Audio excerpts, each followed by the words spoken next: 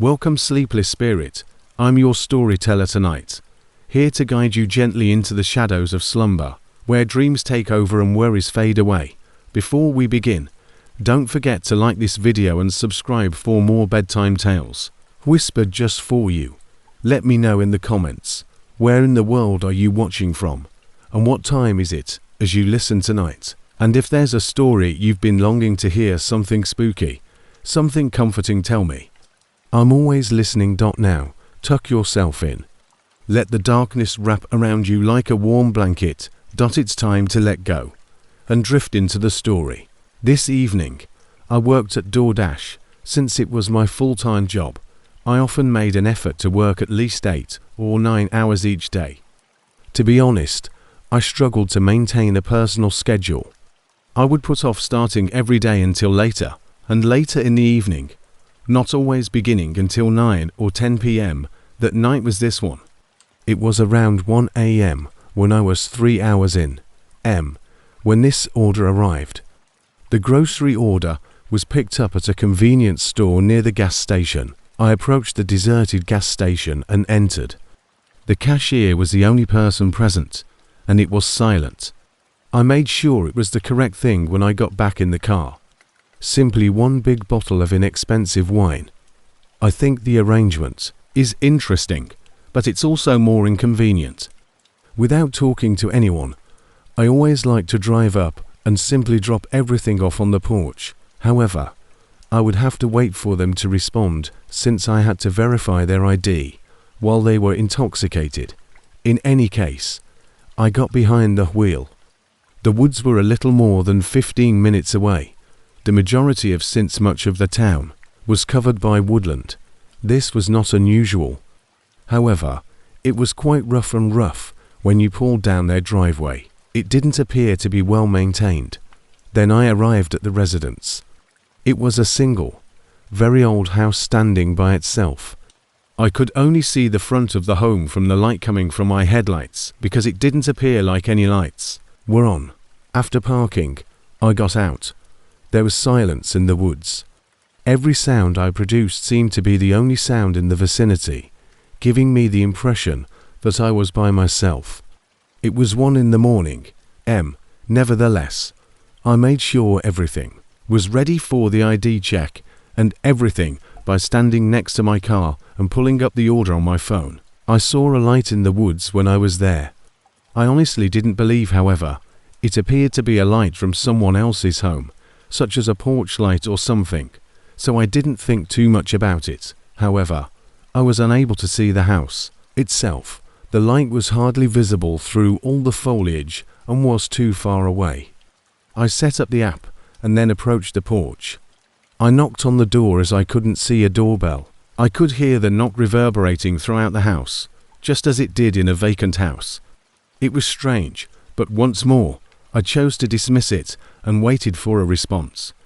Honestly, the only thing that seemed strange to me until now was that there were no lights on either the porch or inside the home. Nevertheless, my headlights beaming on the front of the home were the only light I could see. I know that sounds odd, but it wasn't anything unusual to me because it was an older house in the woods, which was rather common around here. Off-putting, I waited for a solid minute until I heard a sound coming from behind the door, and it opened a second later. As soon as the door opened, I was struck by how dim the interior was. I thought the back of the place could have some dim illumination, or perhaps they would turn on the lights as they approached to answer the door, but they didn't. The interior was nearly completely dark. The man standing at the doorway was scarcely visible to me. His face was mostly obscured by the shadows, and he was quite slender and tall. I explained that I only wanted to quickly check his ID for alcohol. I couldn't see very well, but I thought he grinned a little as he nodded. He instructed me to wait while he went to get his wallet. His tone was growly and slowly. Just a few feet back from the doorway, the man turned and proceeded down the hallway to the opposite end of the home, leaving the door open and vanishing entirely into the darkness. I was uneasy now, even if I was previously somewhat of it. It was surprising to observe that the man was just living in a completely dark house. I believe I started gazing around more anxiously as my anxiety continued to grow. I turned to face my automobile, sitting menacingly with its headlights on in the gravel driveway, with nothing but the shadowy woods behind it. My gaze then strayed to the nearby woodland. The light I saw in the woods came back to me, but this time it was closer. After a few seconds of staring, I realized it was moving. It wasn't shining everywhere, but it was swaying or trembling a little, as if someone was standing motionless and pointing a spotlight at me. A shiver ran through my body. In the trees, the lights had to be within 50 feet, but outside it was still dead silent. I was unable to hear anything or anyone. However, as I gazed at it, I heard a noise coming from the home. I moved my gaze back through the doorway and peered into the front hall's darkness. These peaceful waterways were audible to me on the floorboards, as though someone was approaching the entryway cautiously. I leapt from the porch and sprinted to my vehicle. I didn't stare long enough to see what they were doing, but as I did, the light in the trees changed. Still gasping for air, I got in and drove off. I returned to the road and parked at the same gas station in an attempt to gather my thoughts. It's odd how in circumstances in this way, the mind makes a concerted effort to instantly imagine how it wasn't what it appeared to be. I was too inebriated to continue working, but I honestly couldn't figure out what that was. I went home and ended my nightly activities after that. I couldn't stop thinking about it for a few days before I finally performed some research. I was more interested in proving to myself that there was nothing to be concerned about than in trying to find out what had happened, but I rapidly discovered some unsettling facts. The house was deserted. That tract of wooded land had been empty for more than 50 years, or at least it was meant to be. Not a single house was in the vicinity. I feel like I almost got away with it that night, but I'm not sure what was going to happen. Story 2. Troyby. I went to my older brother's cottage in 2019 to keep an eye on his dog. While he wasn't there, he didn't want to leave his dog, Cooper, with a stranger, because he was only going on a 3-day work trip. Although I refer to my brother's house as a cabin, it was actually a typical, moderately sized house. It was tucked away in the middle of the woods, which is why I just called it a cabin. My brother left at around 3 that afternoon, so I spent the first day catching up with him. There at his cabin, there wasn't much to do, but unwind and perhaps listen to music by the fireplace. I thought it would be pleasant to sit outside by a campfire and watch the sunset after supper. Cooper joined me outside, and as the sun began to set behind the trees, we relaxed in the yard by the bonfire. At least for the first hour, it was quite pleasant. However, I quickly discovered that it was not quite as soothing after the sun had set. In fact, it was rather eerie. The silence in the woods was uncanny, and everything surrounding the cabin grew pitch black. I extinguished the flame and returned inside just 10 minutes after the sun had set. I really didn't enjoy the eerie atmosphere of being outside at night, but perhaps it wasn't for me. Ironically, I turned on a horror film as Cooper, and I was seated on the couch. However, I was quite exhausted from the lengthy drive to the cabin, and I slept intermittently throughout the entire movie. At one point, though, I woke up and Cooper was no longer by my side. He was seated near the front door when I sat up and looked around. As I yelled his name, I became aware of how strange it was. Cooper didn't appear to be merely relaxing there. By chance, he was sitting up straight with his head looked at the front door. "Coop, are you all right, Cooper?" He gave me a fleeting glance in return. Then his gaze returned to the door. I stood up and approached him, giving him a side pat while peering through the front door's peephole. Nothing caught my attention. I opened it and poked my head out. There didn't appear to be anything out, but it was still too dark to see well. There were also no noises of any creatures moving about. Thinking that a deer must have gone by a few minutes ago, I shut the door and returned to Cooper. Since Coop was a young German Shepherd mix, it would be appropriate to point out that he was undoubtedly intelligent, I assumed it must have been a harmless animal roaming close to the cottage, but I had no doubt that he had heard or smelled anything. Shortly after I finished the movie, I went to bed. I brought Cooper outdoors in the morning and spent the majority of the day sitting outside. While drinking coffee, I attempted to go for a walk, but I was afraid of getting lost in the forest, so I was reluctant to venture too far. I simply remained near the cabin. I hurried back inside to avoid the darkness when the sun finally set, and I spent the evening doing essentially the same thing as the night before. I switched on a movie and lay down on the couch. After lying with me for a while, Cooper decided to kill time by exploring the rest of the home, but I heard his deep, loud barking from behind me, and it came out of nowhere. I sprang to my feet, shouted his name, and ran into the kitchen. With his hair standing up on his back and his tail between his knees, Cooper was standing there snarling angrily at nothing at all, it seemed. Even after I then allowed him to rejoin me on the couch in the living room. I thought I had just managed to calm him down for a little while when a hollow tapping sound came straight from the kitchen, where we had just been. Of course, this caused Coop to start barking once more, but this time I was so terrified out that I didn't order him to stop. After getting up, I returned to the kitchen. There was nothing. I heard what sounded like the hollow thump of rapping on a window's exterior. I went up to the kitchen window and peeked out. Of course. In fact, there was nothing to see. At this point, I wasn't sure what to think. Was I simply unaccustomed to the noises of a cabin in a forest, or was it a raccoon or something else attempting to get inside? My biggest concern was that Cooper appeared tense as well. For example, why was he so terrified if the noises were just typical? However, it was getting late, so I reasoned that perhaps going to the bedroom it'd help us relax. I watched the rest of the movie in bed, because there was a tiny TV in there as well. For the remainder of the evening, Coop sat by me, listening intently. Around 11 p.m, when I began preparing for bed after turning off all of the cabin's lights, I filled Cooper's water bowl, shut the door, and showered before going to bed because I let him sleep in the room with me. Even though there were a few odd incidents, I was still having fun at the cabin and couldn't wait to go to bed and get up to spend my final day there. However, while I was washing off, I hurriedly turned off the water, put on my clothes, and hurried back into the room when I heard a couple thumps on the wall and Cooper barking once again. The bedroom door was now open, and Cooper had gone. Opening doors seemed like a stretch, even though Coop was clever. As I moved through the cabin, I could hear his barks.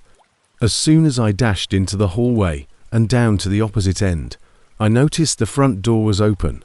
Cooper started barking and fled from the cabin into the woods before I could even consider. He vanished in a matter of seconds. As I got farther away, all I could hear were the faint noises of his barking. I ran after him after grabbing a flashlight from the front closet. The sound of Coop's barking seemed to abruptly stop as soon as I entered the forest and was encircled by just trees. I kind of froze and stood motionless when I discovered that there was only a slight breeze rustling the branches above me, and the forest was nearly peaceful. Coop, Cooper, Cooper. I repeatedly yelled for Cooper, wishing that he would stop following wherever the hell he was and simply return to me. I must have spent the whole 5 hours out there. I heard the rustle of leaves a few terrifying minutes before. A moment later, Coop ran toward me with his tail tucked in and a terrified expression on his face. I could hear him moan quietly as he gazed back at the darkness from whence he had just emerged. I hurried back toward the cabin and got us back in, making sure he followed. While I waited for assistance to arrive, I first contacted 911 and then my brother. After that, we spent the night at a hotel till my brother returned the next day. Regretfully, not much follow-up was done, at least for the several days I was there. Someone was undoubtedly haunting the cabin and had somehow broken in, only to be chased away by Coop once they got inside the bedroom. What transpired in the shadowy forest when Cooper was by himself? I'm not really sure, but it seems like poor Coop was afraid 4 weeks after that. Fortunately, however, he appeared to recover. Without a doubt, that was the most horrific and stressful event of my life, and I'm not sure if I would be here today if it weren't for Cooper chasing them away. Since then, more than 6 years have passed, and Coop is now approaching 10 years old. Every time I go to see my brother, I still look forward to seeing him. I still adore him, and I am grateful for what he did for me that night at the cabin, as well as for protecting my brother from whoever is still out there, even though he is not my dog. Story 3. Written by No Name Music after a long afternoon at work. I was on my way home. It was almost midnight, since it's an hour and a half drive to the city. I typically take the train, but I knew I would be staying late tonight, past the train's operating hours. The lengthy work shift and the fact that it was already 2 hours beyond my customary bedtime left me feeling quite exhausted. After leaving the city and traveling the long way, it was even more exhausting and difficult to stay awake on straight, deserted country roads. Being made to stay awake while driving seemed almost like torture, even though I wasn't in danger of falling asleep. 40 minutes went by as I kept driving along what seemed like an interminable road, seeing just 4 or 5 automobiles before I noticed something on the side of the road. There were no lights on and no indications of anyone inside or near. The pickup truck that had been pulled off into the grassy shoulder. Kind of strange for being out in the middle of nowhere, but most likely an Uber was required to get home after running out of gas or experiencing some other car problems. It wasn't until I passed another 2 minutes later that I gave it much thought. There was no indication of anyone, and it was a nearly identical car parked on the grass by the trees off the side of the road. I had travelled this route many times before and had never seen anything like it, so it had to be a coincidence. It continued to I'm a little more alert now, scanning the area off the road for something more intriguing. Another couple of minutes went by, I'd say. Suddenly, something appeared in my headlights directly on the pavement in front of me as I was staring out at the road. Not even time to swerve out of the road or see what it was. I struck it with my right tire right away. I was somewhat taken aback by how unexpectedly it appeared. I continued to drive, hoping I merely passed it without any problems, but listening for any problems. But a minute later, I realized something was off. I knew the tire was going flat before the tire pressure indicator even illuminated. Comparing this to the other 2 cars, I almost immediately saw how even more coincidental it was as I pulled off to the side of the road I had observed. They weren't here in their car, but I was, and that was the only difference. After putting it in park and inhaling deeply, I got out to see the damage. I was exhausted. I was extremely disappointed and annoyed that this happened on a night like tonight. Even though I didn't have the energy to be angry, I approached my car's side and examined the tire. The tire was almost halfway to being completely flattened, and there were noticeable scratches on the paint surrounding the wheel. Definitely required a ride home and a tow truck. I was out on the side of a long, deserted road between towns, with only trees in every direction, and I couldn't help but look around before getting back in my car. Being stuck and alone out, there was a little unsettling. I saw something just as those emotions were beginning to surface. Otherwise, someone was approaching me from far down the road. In addition to the fact that it was dark, I was unable to see many of them since they were strolling on the edge of the road. They appeared to be attempting to avoid visibility by staying off the road. As they drew closer, I couldn't shake the unsettling sensation that it might have been one of the folks from the other cars I'd passed. I climbed back into my car and began phoning a tow company. They left the tree line and began to move through the grass and up to the road after a minute or so, just as the man walking was about to pass by. They approached my car's side directly. As they approached the window, I observed them. They were obviously nervous and, I don't know, unstable. But they didn't say anything. I suppose reading them and what they were doing was really difficult. But after a few seconds, his gaze came to rest on me. I immediately felt the need to leave because of his extremely unsettling glare. I shifted into drive and departed. My instinct told me that there was something seriously wrong with that individual, even though I knew I ran the risk of breaking my wheel. It took me only 20 seconds to pass another vehicle on the road, but this one was different. The interior lights were on and the door was half open. The man appeared to have been walking from that direction. I continued. I pulled over and obtained assistance with my car at the closest town. Since I would never truly know what that guy wanted or what actually transpired, I honestly believed it was just an extremely weird encounter. I had largely forgotten about it once everything had been fixed. That is, until 4 days later, I learned of a troubling tale of two persons who vanished from the road I frequently used to get to and from work. I instantly looked into it further after remembering the two abandoned cars I had observed that one night, when I realized it happened on the same night, my entire body became numb. And the two cars belonged to the two individuals who went missing. The tires on both vehicles were damaged after they struck an object on the road, most likely placed there on purpose to leave them stuck. As of right now, neither of the missing individuals has been located, despite my calling the police to provide them with information.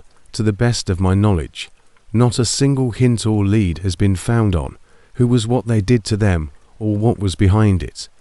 I am still troubled by the thought of how I almost became the third missing person. This occurred a few years ago when I was still living with my parents. Before I left for college, my parents purchased and moved us into a new house that was farther from the city and even the majority of the suburbs. It felt very remote in the woods and was somewhat a mansion, at least in my opinion. Even though it was only the three of us living there, we had family visiting frequently, so I believe that was their justification for purchasing a larger home than we actually needed.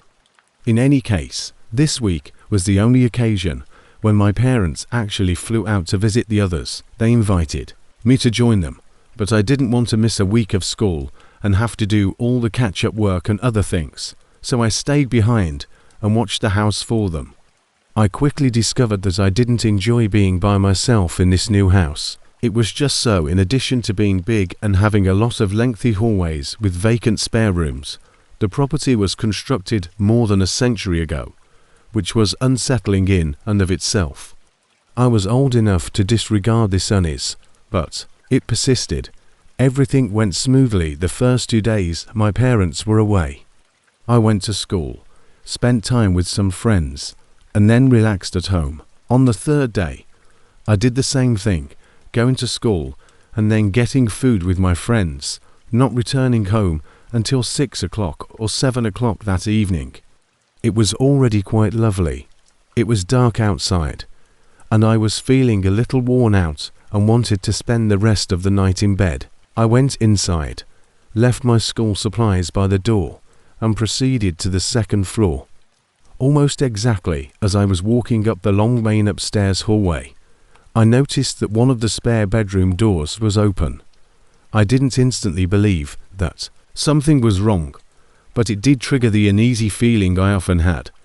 I went downstairs and checked the spare room, which was empty save for a bed and a few stray pieces of furniture.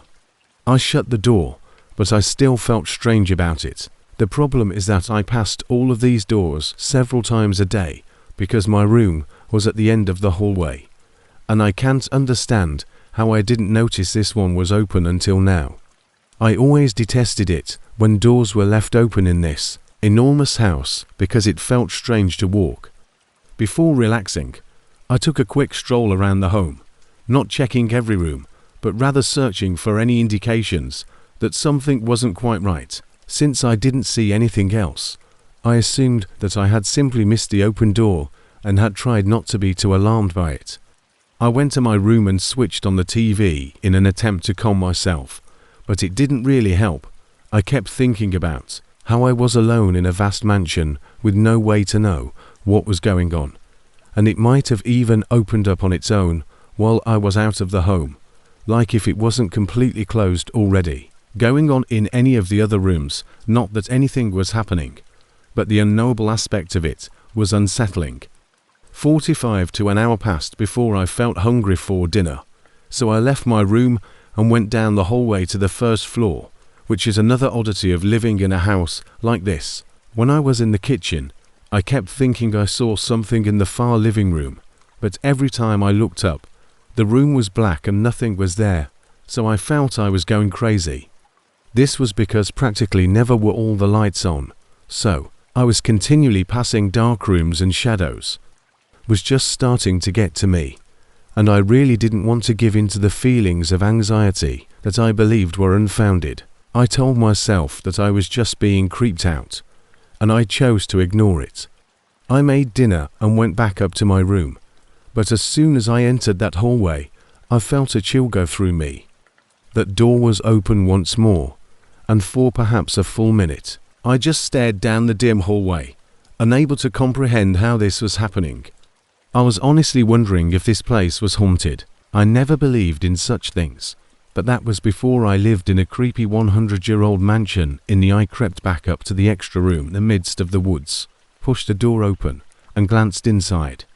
Everything there was the same as it had been before I entered, so I searched for any small clues, like a soiled shoe print or something that had been moved, but I walked to my room, closed the door, and locked it after finding nothing at all, but growing more agitated. I texted my parents to inquire if they had noticed the spare room door opening or if there was a problem with it, and they promptly replied.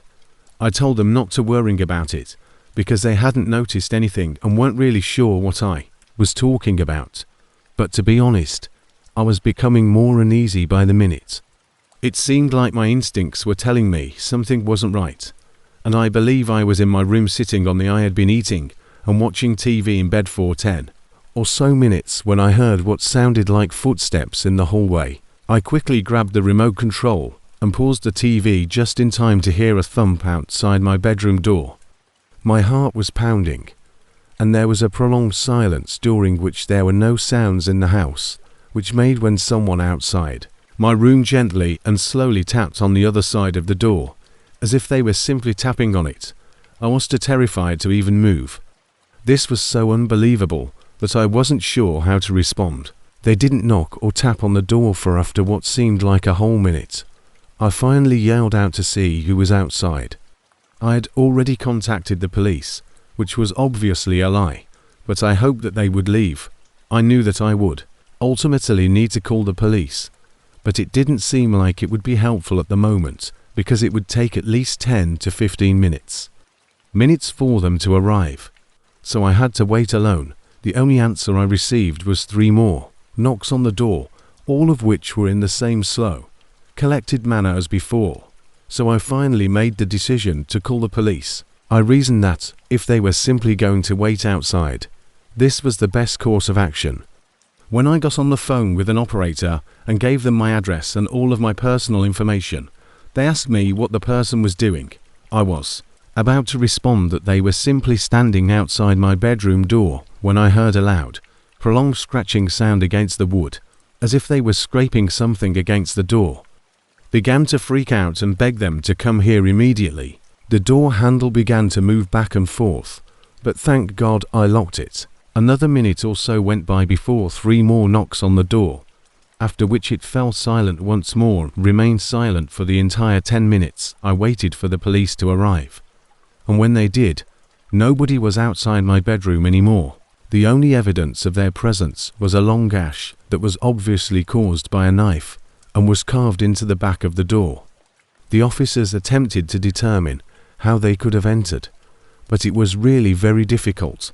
I never felt safe in that house again, because of the numerous windows and entrances, and because most of the windows had outdated and faulty locking systems. In the end, no leads or anything were uncovered, so my parents fled as soon as they could, but nothing further happened. A week after the incident, I thought I saw someone standing in the woods outside the window, but it was dark, so perhaps it was just a shadow. The woods around the home were also gloomy, and every vacant room and dark hallway felt even more eerie. Fortunately, my parents sold the property a few months ago, so I no longer live there. As for what happened to that house, or who was haunting us there, that will remain a mystery music story to buy John O. Friday. It was very typical for when the weekend finally arrived. I was ready to do nothing at all tonight except watch YouTube, games and possibly sleep in. I took a quick shower when I got home, turned on the PlayStation, and then relaxed and played games for a while. I lived alone in a tiny suburban house, but I worked an hour away in the city. The night was going really well, and I even opened a few beers. I reasoned that the only thing that could make it perfect would be to have some pizza delivered. I placed my order from a nearby pizza establishment using their app, then relaxed on the couch. I watched YouTube on the TV while I waited. However, after 45 minutes, I realized that it had been a long time since I had placed the order, and that I had not received any texts indicating that they were on their way. I took out my phone and checked the app, which indicated that there was a delay, though I can't recall the precise message. However, it was extremely generic, just saying, "Sorry for the delay, your order will be on the way soon." It wasn't a big concern, because I was attempting to stay up late, but during the following 15 minutes, I felt my eyes going heavy, possibly from being more sleepy than I had anticipated. With YouTube playing in the background, I fell asleep. Gradually, when the doorbell rang repeatedly, I woke up from the couch and thought, "Oh, the pizza delivery." I had no idea how long I had been unconscious or how long the delivery would take. A man was waiting for me, so I rushed to the door and opened it. I was still very sleepy, and the few beers I had had earlier didn't help at all. A man was standing on my porch, and I apologized, hoping he wasn't waiting long. I asked him wearily, "How much do I owe you?" He seemed a little perplexed, so I explained, as I was saying, "How much do I owe you for the pizzas?" I noticed that the man was not even carrying any pizza boxes or anything else. He was wearing dark pants, a grey hoodie that was flipped over his head, and his hands were in his pockets. He didn't respond. He looked at me as if that were a normal response, even though I was a little inebriated and exhausted, but after a long awkward moment, as if he was still processing what I had said, he smiled and said, "Don't worry, the pizzas are still on the way." I knew that was an odd response. If it was still on its way, why would he be here? I simply said, "Okay." After a few more awkward seconds of silence, I shut the door, massaged my face, and tried to think about why that exchange seemed so odd. I knew I wasn't in the right mind, but regrettably, that led me to believe that perhaps it wasn't as strange as I was making it out to be. I turned on a new video, sat down, and watched it until I fell asleep again. This time, I woke up to a clicking sound, but I wasn't sure what it was, but I knew I had only drifted. I sat up again after being asleep for a few minutes because the video was still playing, and I waited for a knock or a doorbell, but nothing came. I was still unsure of what that click sound was, but it was then that I remembered to check the app for any changes on the order, so I unlocked my phone. It was 4 a.m., but they couldn't even get beyond the lock screen without getting confused. The pizza establishment didn't open until 1 a.m., so I placed my order at 11 o'clock. I swiftly looked at the app and saw that the order had been delayed for an hour before arriving. The store cancelled, but who was at my door? I got up from the couch and went to the front door, looking through the peephole, and when I saw that no one was there, I reached down to unlock and open the door, only to discover that it was already unlocked. I must have forgotten to lock it when I answered I opened the door a few minutes ago because I was so drunk and disoriented, but all I saw was a calm and deserted neighborhood. I was too exhausted and inebriated to deal with whatever was going on, so I closed the door and immediately stopped. My face went white in a flash. I relived the entire exchange with the man, understanding my error, and that he was simply complying with being the pizza delivery person after hearing my tracks as the door clicked into the entryway. I'd already brought it up, so what motive could he possibly have to lie about it? I turned to face the dark, quiet house again, and everything in me told me to get out. I walked back down the hallway in silence, attempting to retrieve my phone from the couch, but as I did, I heard movement in the adjacent room. I frantically grabbed my phone and went out the front door, down to the end of the block, and dialed 911. The police arrived a short while later, but not quickly enough, and the man had already left. I gave them all the information I knew. Think about his appearance, his words, and everything else, but that's all we have so far, and unless something else occurs, it's probably going to be left at that. I spent the entire night trying to figure out what actually happened, but I'm not sure. It seems like the order being cancelled was just the most troubling coincidence, is why this stranger was outside my residence at 4 a.m. ringing the doorbell. First of all, what was he originally planning? I assume he was looking for vacant homes or simple targets to either rob or worse. He probably sensed that I was intoxicated, exhausted, and not in the proper frame of mind when I walked through the door, so he thought he could take advantage of that. I'm even willing to wager that he waited outside the door and listened to see if I locked it. Then he simply waited for me to return for a few minutes. Story 3 by Victoria M. If I hadn't woken up or recognized what I was in that night, things would have turned out very differently and probably wouldn't have gone well for me. I relocated to a new location in the middle of 2019 because of a career opportunity. Since I had little after moving and receiving the job, I looked for rented the smallest room and the cheapest apartment available. It was a one-bedroom apartment on the second floor of a small complex with 4 units total. They were really old and dilapidated and, to be honest, not in a very nice area. For the first 3 months, I was the only resident of the complex.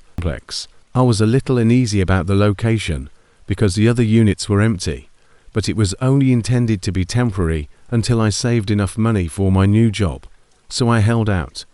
However, the work ended up being much more stressful than I had anticipated, with many late-night extra hours and just not the greatest place to work.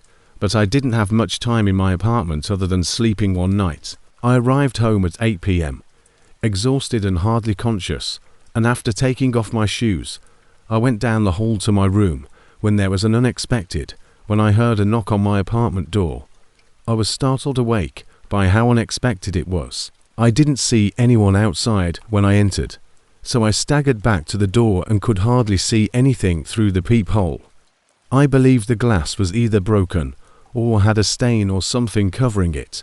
When I opened the door, I saw an older man who appeared to be in his late 40s or early 50s, standing quite close to the doorway. He had dark hair and beard, and his eyes were very striking, not in a good way, but in an unnerving one. "How can I help you?" he asked after a pause. I found it to be a really odd question, but I simply said, "Yeah," without giving it any thought. He smiled and stated he was moving into the apartment next to me and just wanted to introduce himself. He then waved awkwardly goodbye as he left, down to the apartment next to mine, and entered strangely. But he never really gave me his name or introduced himself. I assumed he was a strange elderly man, but there was nothing to be concerned about. In fact, it was somewhat of a relief that someone else had taken up residence in the otherwise empty building. Where I was having a long day of work, I stayed home alone that evening, ate dinner, and went to bed early. The next day, I returned at roughly the same time, but this time, as I ascended the outdoor stairs to my unit, I noticed blinds moving in the window to the unit next to mine, the one that the man claimed to have moved into the area where the swaying blinds appeared to be staring out the window at me. I rushed to my door and entered, feeling a little uneasy, but I told myself it was probably nothing and not to worry too much. I was only inside for perhaps 30 seconds before the there was a tap on the door, so I went back over there and, out of habit, glanced out the peephole once more. However, I was reminded that there was nothing there, so I opened the door, already knowing who it was, the same man who had looked precisely the same last night, and asked, "Is there anything you need?" The man didn't really respond to what I said. "But would you happen to know how the thermostat works in these units?" I added, trying my best not to be impolite, but I really didn't want to talk to anyone right after a long day at work. He chuckled slightly and said, "Must be too old to figure it out." I explained how it worked, saying that these things had only a few buttons, so it would be difficult to not understand them. He nodded and grinned, but then asked if I could show him, as he thought he had already tried what I had just said. I reminded him that I was pressed for time, and he apologized, but he was being a little pushy and passive-aggressive by claiming that it would only take 30 seconds. To be fair, it was quite cold outside in the middle of winter, so if he truly couldn't get his after a while, I would feel awful about letting the thermostat work, so I folded and said, "All right." He led me down the balcony to his apartment, where the door was already open and the man entered. But as soon as I saw inside, I suppose I just assumed it would make him leave me alone. Stopped in the doorway. His apartment was empty, with no furniture or even a moving box, and it was filthy, with paint peeling off the walls. It was obvious from the sight that this apartment had never been rented out, and what was more stranger was the foul smell. As I fled through the doorway, the man saw my hesitation and turned to face me. "Come on, it's just right here." I was at a loss for words, trying to come up with a reason not to enter, so he repeated the invitation, but in the most eerie and chilling way possible. His expression changed from one of friendliness to this. I fled from the doorway as soon as he took an aggressive step forward, looked darkly disappointed, and locked the door behind me. A few seconds later, the door handle clicked back and forth as he attempted to open it, so I called the police. The man hesitated for a minute, and it seemed like he was most likely listening in on my activities before he called out. He asked, in a kind tone, what was wrong, and that he just needed my assistance. He knocked on the door a few more times, and I heard his footsteps go away. The area remained silent until the police arrived, and by that time, the man was nowhere close to the building. As it turned out, I was correct that the apartment was still unoccupied. He had broken in and been residing there for a few days, most likely watching me to see when I left and returned from work each day. I believe there is no question that things could have gotten much worse if I had gone into that apartment with him. I had simply allowed things to continue for everyone who is aware of his plans. I moved out. I left there as quickly as I could. One occurred in 2016, yet I can still clearly recall every aspect of the evening as though it had just happened. I spend at least 4 or 5 times a year in the woods just south of my town, and one weekend I simply felt the need to get out and spend some time by myself, so after hurriedly packing my backpack, I went down to my favorite trail. I'm not sure whether it was a true trail, even though it was indicated on maps, and no one has ever hiked or camped there, so I'm not sure. I parked on the side of the road close to this area of the woods. It wasn't mountainous or anything. It was flat and only heavily covered in trees. It was perfect for a relaxed camping trip of 1 or 2 days, but nothing more than that, as it can get rather dull. The campsite didn't have much to offer. I packed my bag and hiked for 2 hours to the end. A few hours before sunset, I took my time making sure everything was in order and lighting the campfire. I then relaxed and ate some trail mix while taking in the warm fire and the sounds of the birds. As the sun sank, I threw more sticks into the fire because I always find it fascinating how quickly the forest changes from being so vibrant to as soon as the sun went down. It was almost immediately quiet. I sat there and listened to the silence for barely 25 minutes after dark, when a weird sound music came from a considerable distance. It sounded almost like an old classical song. Seemed to be an old record player. so I got up and turned to see where it was coming from. Was there another campsite close by? Perhaps it was a group playing music, but loudly. I sat at my campsite and listened for a while. It had to be 30 minutes at least. But what was really strange and unsettling was that the song remained the same. It was the same classical tune played repeatedly, filling the quiet woods. Normally, I don't give a damn if there are other campers around, or if they're having a noisy bonfire party or anything else doing, but something felt different, and I didn't like it. After 30 minutes, I made the decision to go a little closer, to see what was happening. I didn't want to bother anyone, but I wanted to make sure that nothing strange was happening, so that I could sleep tonight. So I took out my flashlight and began. The closer I got, and the louder the music got, the more eerie it seemed. I could tell I had goosebumps and my heart was racing. As I was heading toward the sound, I felt like I was going quite a distance, which made it even more strange that I could hear it from so far away. I should have carried my pocket knife or pepper spray, but I didn't even consider it until I discovered I had just packed my flashlight. Eventually, I could tell I was getting close. The music must have been coming from around 30 or 40 feet away, but I couldn't see anything, no bonfire, campfire, or light of any kind until I noticed a huge speaker propped up behind a tree. I looked around with my flashlight, but I couldn't find anyone, so I approached the speaker, which appeared to be an old one from basically. It was just a huge box in the early 2000s with an outdated LCD screen and worn out buttons to control it. I found the power button and switched it off, and all of a sudden, the forest was quiet. The difference was so dramatic that it nearly felt like a trap. However, even then, I made nothing really made sense, but I really didn't want to think. It was the worst, so I didn't stay longer than I had to. I rushed back to my campsite, feeling relieved to see my campfire and returned to what felt like home. I didn't want it to be like another camper, leaving it behind by accident or something, the security of my camp.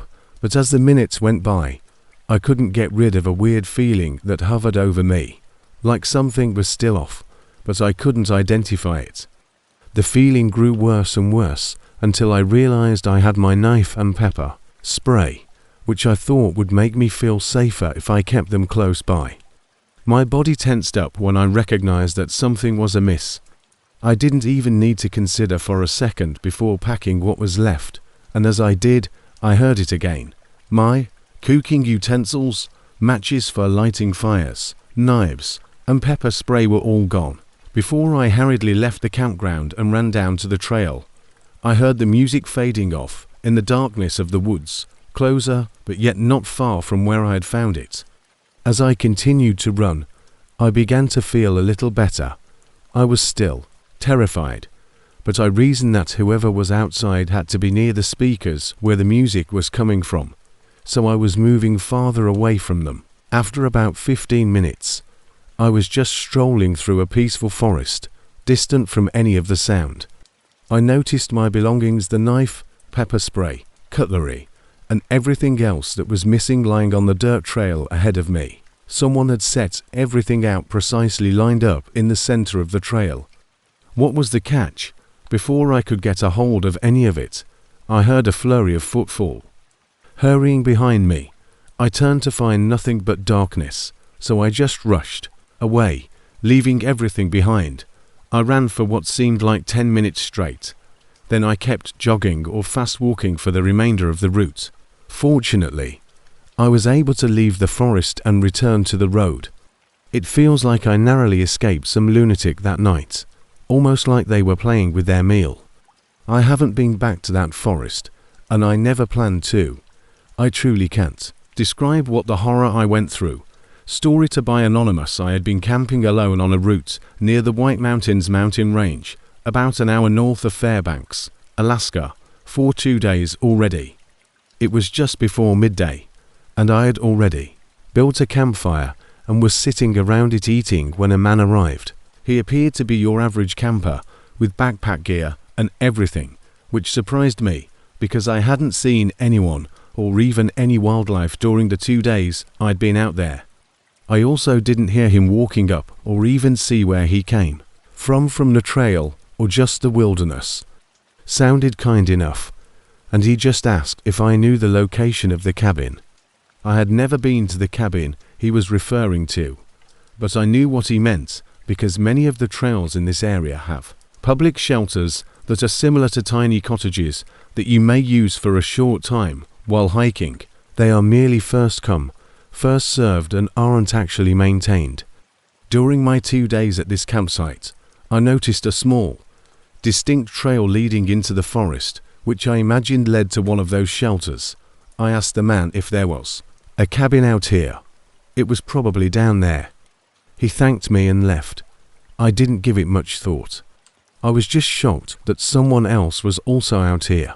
I took care of the fire and spent the rest of the day unwinding, because this was the last night I intended to spend here before returning. So I just wanted to enjoy that the sun was at the horizon, creating a shadow over the trees. It was probably 9 or 10 p.m., but in Alaska, at this time of year, the sun doesn't actually set. It becomes dark, but not completely black like it would in most other places. When someone emerged from the trees and approached me, I realized it was the camper from before. I was understandably perplexed as to why he was here, but he immediately clarified that he was unable to locate the shelter. I suggested that perhaps there wasn't one, but the man corrected himself, stating he never discovered the trail I mentioned and hoped to show him to it. I thought it odd that he had been gone for so long and that he had returned hours later.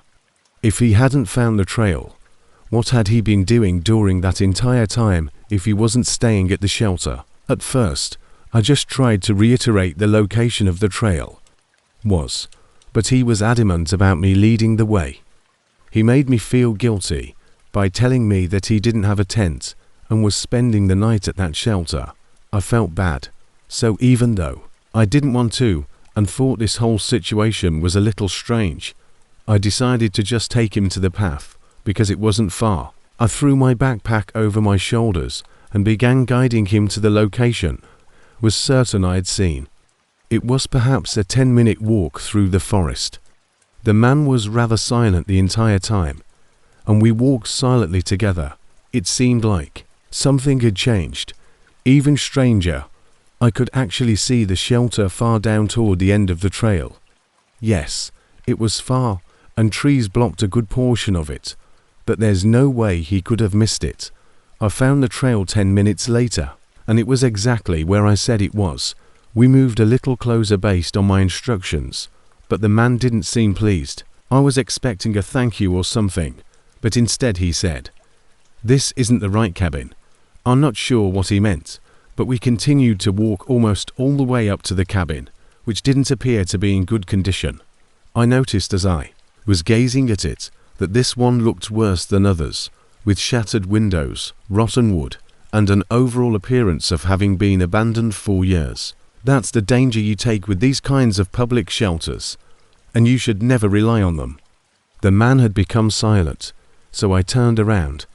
He had stopped walking, was standing perhaps 10 feet away from me, and was brandishing a knife. His face was rigid, and his eyes were staring at me. He told me to go in a monotone, emotionless voice. I tried to ask him what in the world he was doing, but he repeated the order without responding. My adrenaline was pumping as I entered the cabin. I was furious that he had taken advantage of my helpfulness, but I was also terrified because I was by myself with him. I concluded that entering the cabin was probably the worst course of action in this situation because we were still somewhat apart. I dropped my bag and started running, but strangely, I didn't hear him chasing me. When I turned around farther into the forest, he was still standing there, staring at me, holding the knife. I then found a suitable hiding spot and stayed there. I waited for about half an hour, hoping that would be enough time for the man to depart, and then, under the cover of darkness, I made my way back to the shelter through the trees.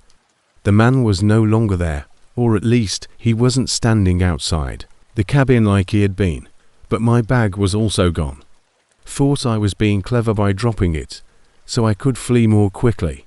But now that he wasn't pursuing me, I felt like maybe it was a poor idea, because I had almost everything in that bag: my phone, wallets, keys, and everything else. I left the area quietly and headed back toward my tent. As I approached, I could feel my pulse pounding more quickly since I knew I wasn't alone. Then, I noticed a campfire burning brightly in the center of my campsite. I assumed it would have burned out by now, so I moved a bit closer to see the tent was still up, and as far as I could tell, there was no guy in the area, just the almost peaceful woods with the roaring fire. However, I noticed my backpack sitting in the center of the campground, and while I wanted to hurry up and get it, I also realized that this was incredibly suspicious. Why would he bring it back? He must have known that I was going to return to the cabin to get my bag, and that if I couldn't locate it, I would then return to the campsite. Despite all of that, and knowing that this couldn't be real, I was still going to rush up and grab it when all the man suddenly emerged from the shadows behind the campfire, tossed in a few more wood, and sat down. I could hear him humming to himself, as if he was at ease and simply waiting for me to turn around and find the main trail so I could stroll into the dark. It took me hours to find a car that would help me all the way back to the road. I then called the police, and they sent out rangers to the forest in the morning, but they found nothing. All of my belongings were gone, as if they had never been there, and even the stones from the campfire had been moved and thrown back into the rangers also told me that the cabin out there was discontinued, which simply meant that no rangers were maintaining it or servicing it anymore. That experience left me feeling really uneasy for a long time, and I was unable to trust anyone. It was like they were trying to hide the fact that it was ever even a campsite. Story 3 by Hannah F. I've improved with time, but I can't stop thinking about what would have happened if I had tried to collect my suitcase or gone inside that abandoned shelter. I was probably one poor choice away from never leaving those woods. This incident occurred just 2 weeks ago. I went on the first backpacking trip of the summer. As far as I knew, I was going on a fairly standard backpacking trip via a path. In northeastern Wyoming, the journey was 2 days long, with a 2-day return trip. I had hiked a lot of trails like this, so I parked at the deserted trailhead and began walking, assuming it would be a normal few days. The first few hours went well, the road was peaceful, and I felt like I was moving at a nice pace. I had just 3 miles to go before I reached the first campsite, which I would actually simply be passing through, heading directly to the next one, which was 2 miles away and where I would camp that night. I was feeling a little peckish and was looking for a nice place to stop, so I sat against a tree on the trail side and took out a snack. I was only taking a short break and wanted to eat quickly before continuing on foot. However, while I sat there, I happened to glance up and noticed something a little unsettling. A man was standing in the woods off the other side of the trail, staring at me without moving or doing anything else. I couldn't tell how long he had been there, but almost immediately after I established eye contact, he started to stare. He raised his hand and made this weird wave with me as if to demonstrate his friendliness, but it was almost robotic. It was just extremely weird and unsettling, especially because he was standing there and staring at me, so I chose to get up and carry on. The next 3 miles were a little harder than I had anticipated, but I decided it was better to leave even, though I was positive he was not up to anything. I had no idea why he was off the trail or what he was doing, and as long as I was not near him, I didn't care. Nearly 2 hours before I arrived at the campground. As I mentioned earlier, this was the one I was only passing through, but since my break had been cut short, I took advantage of the opportunity to prepare a larger lunch and take more time to rest before making the last walk to my permanent camp for the night. While I was waiting for my freeze-dried food to cook, I put my backpack down and pulled out my little propane cooker to heat up some water. I brought it to a boil and poured it in. I heard footsteps coming down the trail and turned to see that it was the same man I had seen in the woods. He had short black hair. He appeared to be in his mid-30s to early 40s, with a medium beard, wearing a grey flannel and blue jeans. As he approached, I saw a smile on his face, which I assumed was meant to be friendly, but it wasn't. He must have started walking here immediately after me, because he arrived so quickly. He greeted me as he approached and struck up a conversation, asking about the hike and other things. I gave him brief answers in the hopes that he would continue on the trail, but my heart fell when he sat down directly next to me. He was acting extremely friendly, almost aggressively friendly. I tried to eat my food quickly, but the guy kept asking me questions about it. At one point, he was making fun of me for eating a quote homeless meal and said I needed better nutrition. He even tried giving me an open protein bar, but I'm not sure if that was sincere. He was really starting to creep me out. He took it out of his backpack, and although the wrapper was already open, there were no bites or other items removed. I obviously refused it, but he persisted in insisting that he would give it to me because he would also be spending the night at this campsite. He was staying at this campsite. So when I was hungry later, hearing that was a huge relief. All I had to do was go when I finished eating, and he said, my friend was waiting for me at the next campsite, so I had to go. He kept a smile on his face, but I could tell it was fake.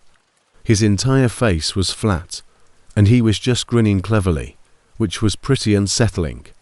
I left, turning around a few times to make sure he hadn't followed. I'm not sure what was going on with that guy. Perhaps he was just a friendly stranger looking to talk, but I trusted my instincts. Distance, so I did that. A few hours later, I arrived at my camp for the night. Since the sun was already lowering, it was getting dark, and even though I was exhausted, I decided to put off setting up my tent and unpacking everything until later, in case I needed to quickly leave. Thank God I did, because 10 minutes later, I heard the same footsteps crunching on the leaves along the trail once more. A moment later, the man appeared with that eerie smile he had previously had. It wasn't smart of me, but as soon as I saw him, I became furious and felt like I had done everything in my power. He claimed to be staying at the other camp, so I was furious. What the devil was he doing here? Foolishly, I asked him directly if he was following me, making it obvious by the tone of my voice that I was serious, but he laughed jokingly and replied, "Yeah, I'm following you." He asked whether I was hungry after all that traveling, but I quickly grabbed my bag and ignored him. I walked back the way I came again, and I didn't see him follow me right away. Even though he seemed to be being sarcastic, he still had that dumb, creepy smile on his face. I was probably a mile past the first camp when I moved off the trail. I honestly don't know how far I went, probably between 200 and 300 feet. I set up my tent covertly, leaving nearly everything in my backpack, even though I knew better than to trust that I had passed the previous camp exhausted. Just in case, I lay down and attempted to sleep. Despite this really upsetting circumstance, I was so tired that I dozed off remarkably quickly. However, my eyes suddenly opened in the middle of the night, and I could hear footsteps crunching on the leaves directly from the trail.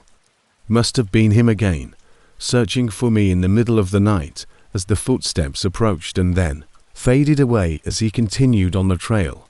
He didn't see me, so I waited until dawn and then made my way back to my car.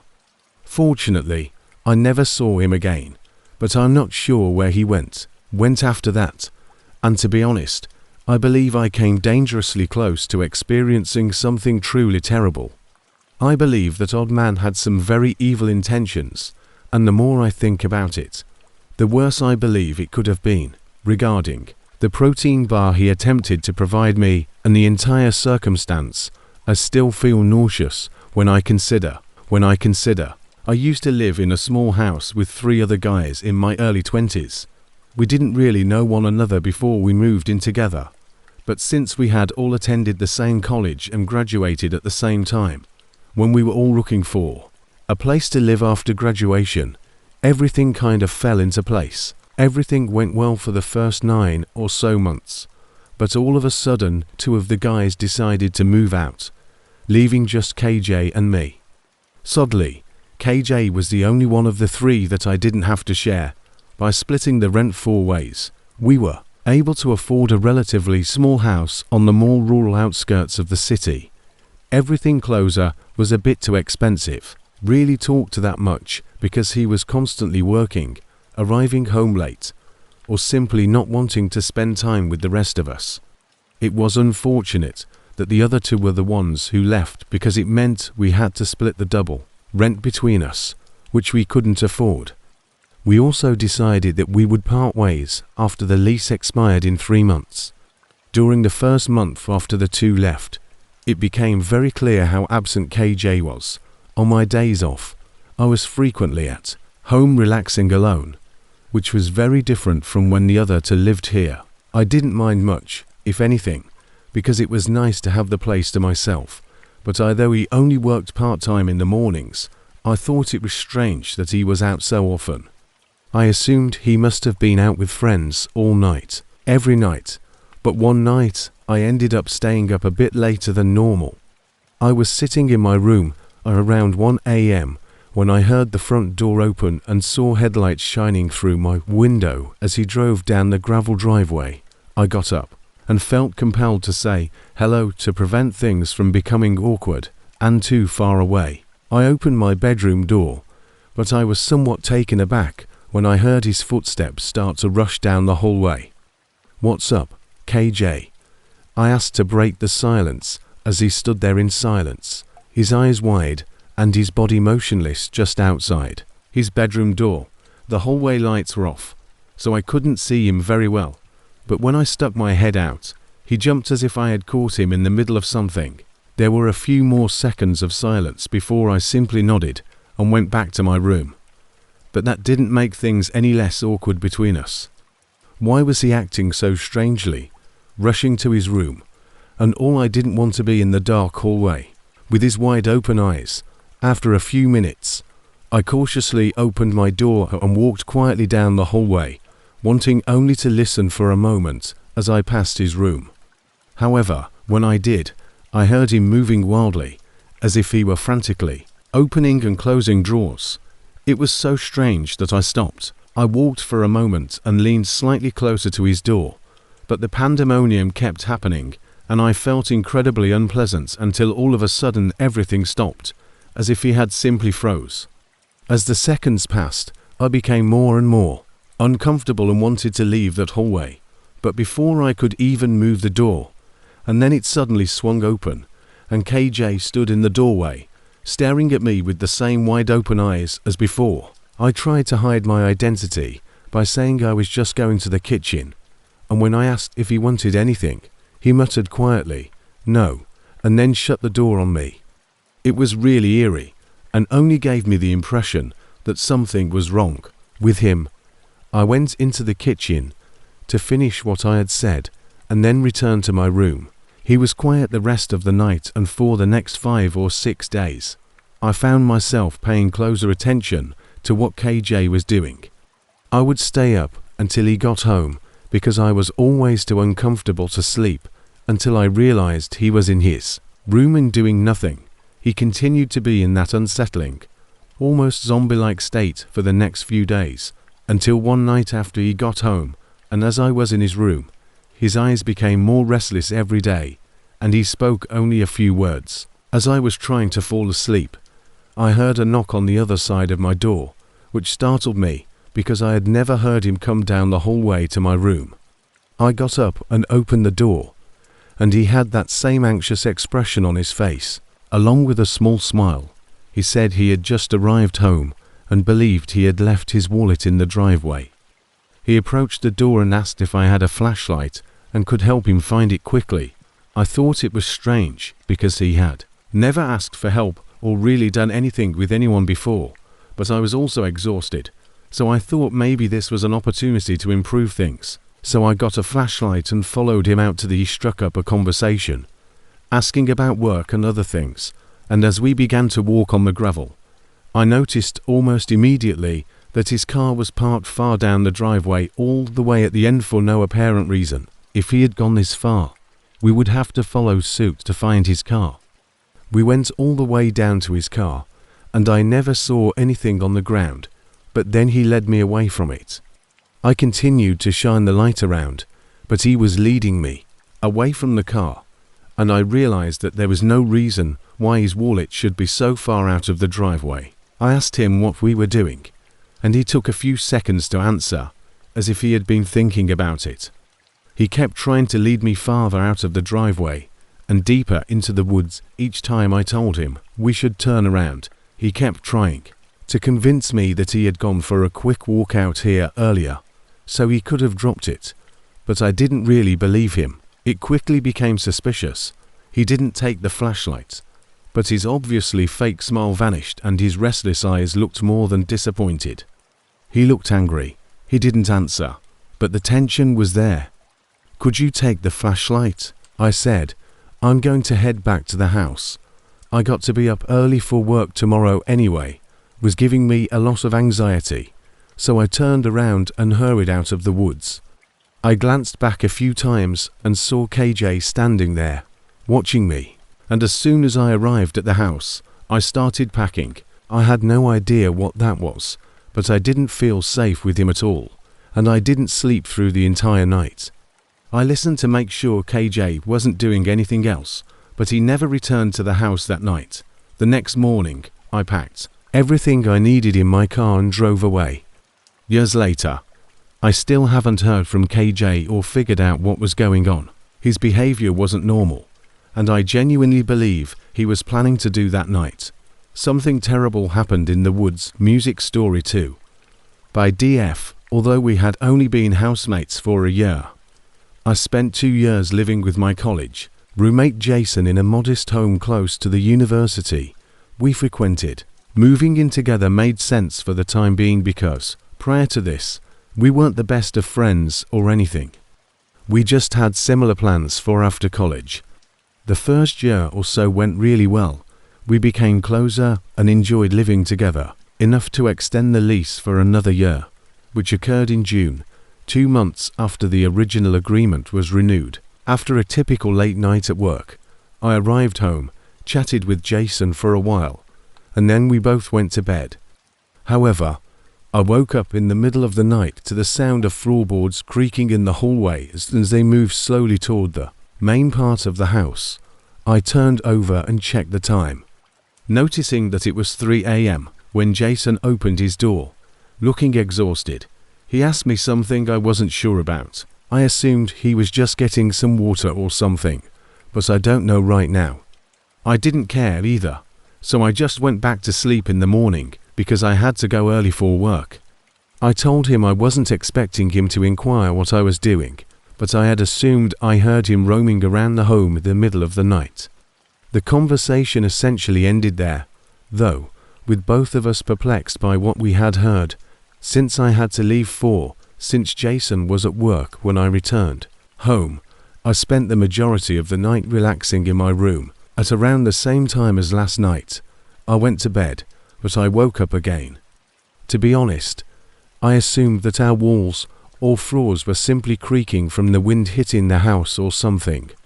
This time, instead of immediately falling back asleep, I tried to listen more intently to the floorboards making the same creaking sound. It sounded exactly like someone walking slowly down the hallway and into the living room. Once they reached the opposite side of the house, I was silent for about 30 seconds. I made the decision to get up and check on it, so I opened my door and went to the living room, but Jason wasn't there, and from what I could see, nothing there could explain what I had heard. I returned to my room and went to sleep, but what struck me as odd was that the sound seemed to travel throughout the house, as though it was simply the creaking of the house. Why did it move so slowly across the house? I brought it up to Jason in the morning, but neither of us could think of anything. Jason was off today, but I had to leave for work at 2 o'clock, so I didn't return home until almost 11 o'clock. When I did, though, and went down the hallway to my room, I was shocked to see Jason still awake. Jason didn't answer when I called out, "What's up?" from the corner of my eye sitting on the bed in his room as I passed the doorway. I thought it was strange, but perhaps he didn't hear me. So I went on into my room, changed out of my work uniform, and put on some casual clothes. When I went to my room to go to the kitchen and get some food, I noticed that Jason's light was out in his room. I went by to check on him, and he was still sitting on his bed in the corner, but it was so dark that I could hardly see him. "Hey, Jason, are you okay?" I called. After a few seconds of him not answering, I simply walked out of the doorway and into the kitchen. This was strange, but I had no idea what else to do. Of course, I wasn't going to barge into his room without cause in the hopes that he would answer. But it did seem strange that he didn't at least say hello, or whatever it was that I was doing in the kitchen. After 15 minutes, I went back to my room, where Jason's door was closed when I passed by. I remained there for an hour, but then I heard the floorboards creaking in the hallway. I turned to see what had happened beneath the door, and I listened to the creaking continue. However, given my previous encounters with Jason was acting strangely, so I thought I would text him this time to see if he was out and about. After waiting for a few minutes, I finally received a response, and he sent me a question mark before adding, "What do you mean I'm not home right now?" My face turned pale, and I quickly went to the door. I got up and rushed into the hallway. No one was there, but the door to Jason's room was open once more. I stood there quietly and listened, but I didn't hear anything. I then went over and looked through the doorway, and there stood an unidentified man in the middle of the completely dark room. Even in the dark, he was now closer, and when he stood up and faced me, I could see that he was taller and had a thick beard to characteristics that set him apart from Jason, and that I had previously been unable to see. Without further delay, I fled the house and called the police, who were waiting on the other side of the street. When they arrived, I knew who that man was. Strangely, aside from a partially unlocked window that didn't appear to have been opened recently, there were no indications of where he entered or left the house.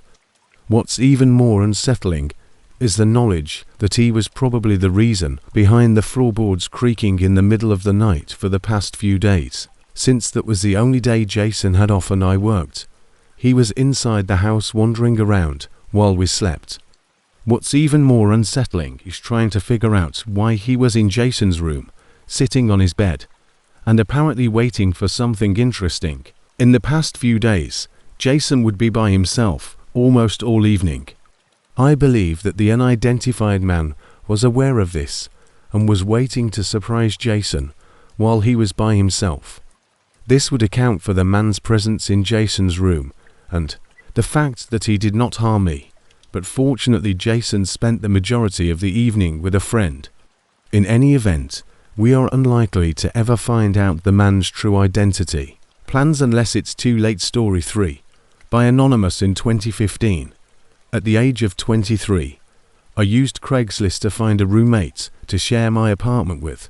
At the time, I believe it was fairly common to use Craigslist for this purpose because there weren't many other websites to use, and it wasn't as heavily exploited as it is now. After just a few days, I received a response from a woman called Hannah, who stated that she was also 23 and still in college, and based on our conversations on the listing, I had uploaded some images of my home and made sure to mention that I was looking for a roommate who was preferably near to my age. I made plans for her to visit and tour the place because she seemed fairly similar to me over the phone, and I thought we might actually get along well as roommates. When she did, everything went well. Hannah liked the place. We decided on a price, and she moved in with me a week later. I will admit, though, that I noticed she didn't exactly look her age. She was a little taller than I did, and she simply had an older, more mature appearance. I assumed this was nothing, though, since she simply happened to look a little older than her actual age. The first few days passed, and we didn't really have much time to get to know one another because I had work and she had college and work. On the 5th day after she moved in, Arriving home from work at around 1000 p.m., I heard footsteps running across the hallway as soon as I opened the door. Then, in confusion, I dropped my bag and walked over to check down the corridor that led to both of our bedrooms. The light was on and their door was closed, but my door was open. I knew I had shut it before I left, so I found that strange. I wasn't comfortable with them prying into my room, so if that's what they were doing, I went in and shut the door after making sure nothing seemed strange, place or as though it had been examined, so I assumed it was nothing and continued with my evening. I got comfortable and spent some time watching TV in my room. I didn't hear Hannah in her room for an entire hour, so I assumed she was simply sleeping. She had previously stated that she preferred to go to bed early, but while watching TV, out of habit, I occurred to glance at my bedroom door, but I observed something strange, a shadow beneath the doorway crack. She was standing behind my... They didn't move, so I called out again, "Hannah, are you out there?" A few silent seconds later, the shadow slowly moved out from behind the door and started to walk down the hallway. I heard her bedroom door slam behind her, which briefly made my heart race. What was she doing? I locked my door and stayed up for a little while. Later than usual, but I finally went to bed. In the morning, I walked past Hannah in the kitchen and politely asked if she needed anything. She smiled and said everything was fine, so I ended the conversation there. It was strange, to be sure, but I didn't want to ruin our relationship so soon after she moved in. Hannah left shortly after that, and I left for work a few hours later. I arrived home at around 10:30, the same time as last night, and found my apartment to be dark and quiet. All the lights were out, even in her room, so I assumed she had already gone to bed. I slipped into my bedroom and shut the door, trying not to wake her. After a brief FaceTiming with a friend, I got in the shower to wind down for the evening with the intention of going to bed immediately after. I could have sworn I heard something coming from outside my room, so I briefly turned down the water pressure to listen, but I couldn't hear anything more. I proceeded with my shower as usual, and when I was finished, I got out and dried off, but as I walked into my room, I noticed that the hallway door was open. I hastily changed into my clothes and went into the hallway, where all the lights were off and Hannah wasn't making any noise. I was genuinely uneasy, so I shut the door and locked it. What's strange is that I was almost certain that when I arrived home and entered my room, I inadvertently locked the door. I assumed that I had simply forgotten, but I was determined not to forget this time. However, why did she even open my door in the first place? The entire area was still dark and silent, as though she had never left her room, and was simply I stayed up for an additional hour trying to watch TV and relax, but I was still quite shaken by what was happening. I simply didn't know Hannah well enough to truly comprehend any of this or know what to do, so I kept trying to tell myself it was nothing serious, like she tried to approach me to ask me a question, but saw I was in the shower and simply left. But that doesn't explain anything else that has happened after that hour. I knew I needed to sleep, so I turned everything off, crawled into bed, and closed my eyes. It felt like I opened them again as soon as I closed them, realizing that I had only fallen asleep for a brief amount of time, not knowing why. I'd woken up. I rolled over and looked around. The room was completely dark, and the apartment was silent except for the creaking of the old building. However, I could see through the darkness that my room's door was slightly open, maybe only a few inches, but that didn't alter how quickly I knew for sure that I had locked it this time. And what was even more unsettling was that I had never heard it open. "Hannah," I called softly, and as the seconds went by, the silence in the room seemed to grow louder, making me more anxious. I sat up and stared at the door's crack, concentrating on the darkness. It felt like someone was watching me through it, but as my eyes adapted to the darkness, I glanced around the room once more and noticed her figure standing in the corner close to my wardrobe. She didn't move or say anything. She just faced me and stood there in the dark. As the seconds went by, I could feel my heart pounding more quickly and accelerated until she abruptly moved forward. Although I couldn't see her clearly, I could see the general outline of her face, and she had a dead-eyed, blank look as if she was staring right through me. She took another step, then abruptly ran across the room and into the hallway, and a moment later, I heard her bedroom door open, slam shut. I quickly gathered my phone and car keys, ran to the front door, and left the building. Although I knew she hadn't actually hurt me, I was still horrified and didn't want to remain in the parking lot for fear that she would run out looking for me. So I drove to a nearby neighborhood and parked, called the police in an attempt to determine the safety of the officers nearby. It took them around 15 minutes to arrive at the apartment, and by that time, Hannah had left, taking most of her possessions and simply disappearing.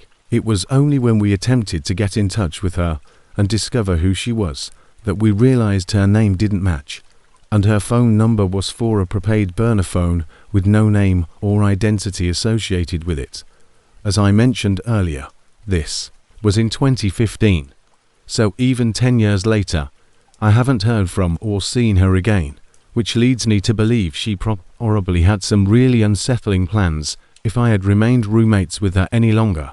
There are numerous inquiries and basically no responses, after which I relocated to a new flat, concerned that she would return when I least expect it.